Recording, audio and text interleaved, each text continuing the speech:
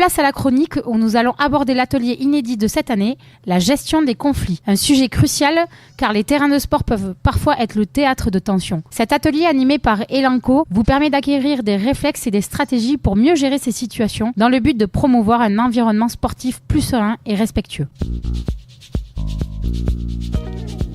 Et si on parlait de sport, la chronique.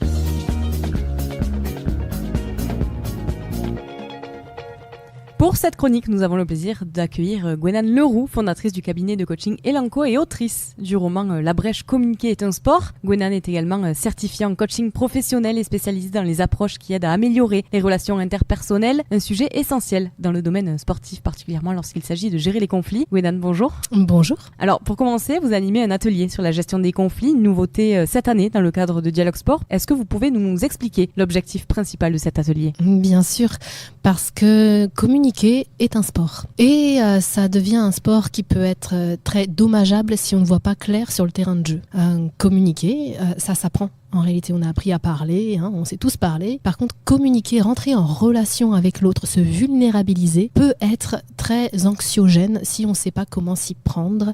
Et quand le cerveau est anxieux, le cerveau part dans l'escalade du conflit. Donc le but de l'atelier, c'est de voir clair sur le terrain de jeu, la communication, comment on fait pour mettre à l'aise son interlocuteur et pour avoir des discussions intéressantes et constructives. Et quel type de conflits sont souvent rencontrés dans le milieu sportif et comment votre approche peut-elle aider à les résoudre de manière constructive ? Alors, dans le milieu sportif, comme à la maison, c'est souvent au vestiaire ou dans les tribunes ou dans les temps morts. Quand le cerveau n'a pas de but clair, ne sait pas à quoi jouer, c'est là où on va commencer à parler sur l'autre, à partir dans les reproches, à voir tout ce qui ne va pas. Un cerveau n'aime pas souffrir tout seul, il aime souffrir uniquement à deux. Et donc il va profiter des temps morts pour creuser dans les conflits et faire en sorte que la mayonnaise prenne. C'est vrai.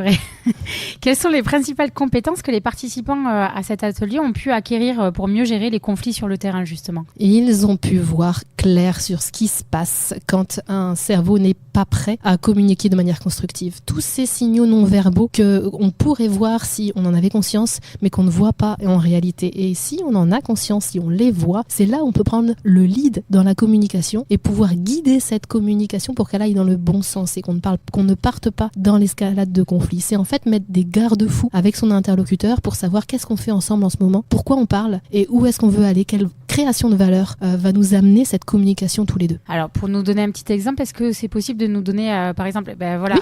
un des signaux qui pourrait nous alerter, justement ? Tout à fait. Déjà, on peut regarder les yeux de son interlocuteur. Quand l'interlocuteur n'est pas en mode écoute, qu'il est dans sa tête, il va pas cligner des yeux. Il peut vous regarder sans cligner des yeux. À ce moment-là, il est simplement en train de réfléchir à son propre message. Ça, c'est un signe que il y a quelque chose dans l'information avec lequel il n'est pas OK.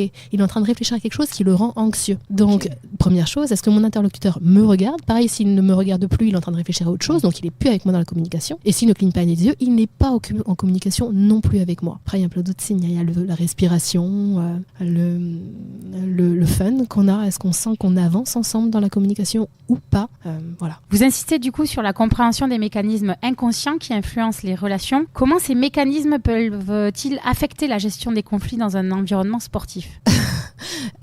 Comment tout le temps. Tout le temps. Si le cerveau ne sait pas à quoi il joue, quel est le but en ce moment même à faire du sport, si l'échauffement est trop dur et qu'il ne sait plus trop pourquoi il est là, il va chercher à s'enfuir, il va chercher à calmer son anxiété et donc il peut partir dans les reproches interpersonnels stériles qui ne mènent nulle part juste parce que le cerveau est confus, la personne est confuse. Donc en fait ça peut nous servir tout le temps à savoir la communication en fait c'est un signal qui nous montre est-ce qu'on fait équipe en ce moment dans l'entraînement et dans le jeu. Si on va sur le terrain de jeu et que dans notre communication dans les vestiaires, il y a quelque chose qui tourne pas rond, notre jeu ensuite sur le terrain va être mauvais. Ça s'appelle un esprit d'équipe. Ou pas, justement. Eh bien, super. Merci beaucoup, Gwenan, pour cette présentation de votre atelier. Nous espérons que vos conseils et outils pourront aider à instaurer un environnement sportif plus harmonieux et respectueux surtout des individus. Je vous remercie.